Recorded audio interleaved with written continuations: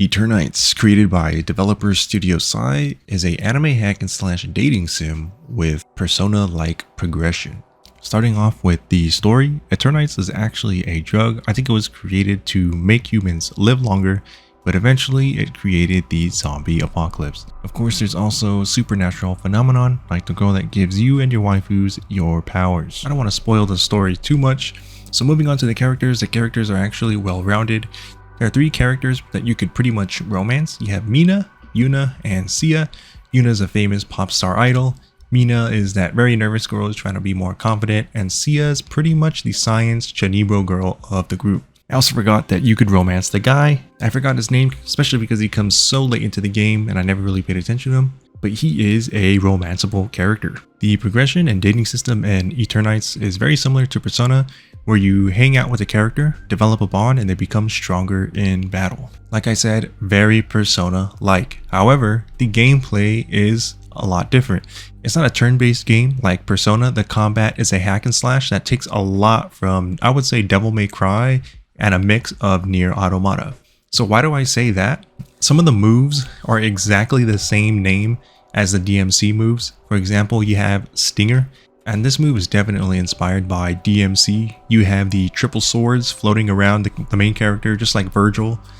And I would say it also feels like Nier Automata just because of the dodge system, where when you get a perfect dodge, you kind of get these clones coming around you like in Nier, and then you have a brief window of invincibility, so you can just press your XXX or YY bread and butter combos. And that brings me to gameplay. I actually think the gameplay of Eternights is pretty good. The hack and slash element is really fun. I wasn't expecting it to be this good. The game did a good job of making me feel like I was doing big damage, even though the combos weren't really complex and long like DMC. For example, you can't do aerial combos, there's no dive kicks, you can't slam people down into the ground. But there are some interesting mechanics. My two favorite mechanics being when you hit an enemy, you fill the elemental gauge, and when you do a perfect dodge, it fills up the elemental gauge huge. And when that elemental gauge is fully filled, you kind of go into this quick time event super special that deals mega damage to the enemy.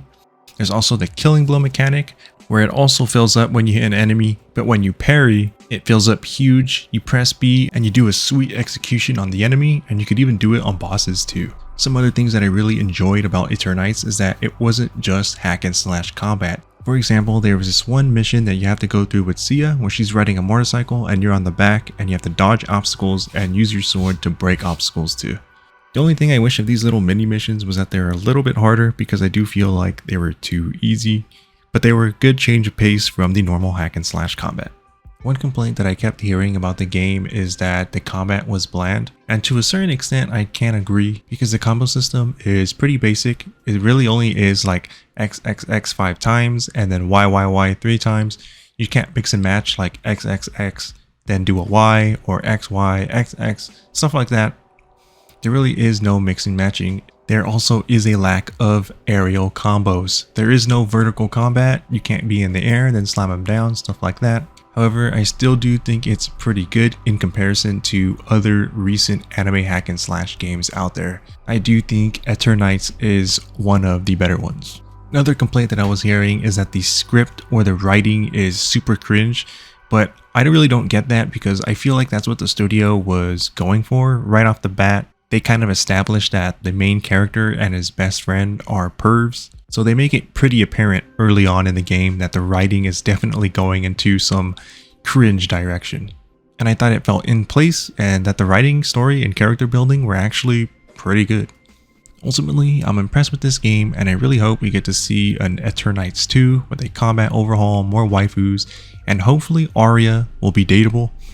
Anyways, I look forward to what Studio Sai has next in plan, because with Eternights, I have become a fan. They say on their website that they are working hard on a second game developed on Unreal 5. This is Cat Named Dog. Thanks for watching, and I'll see you guys next time.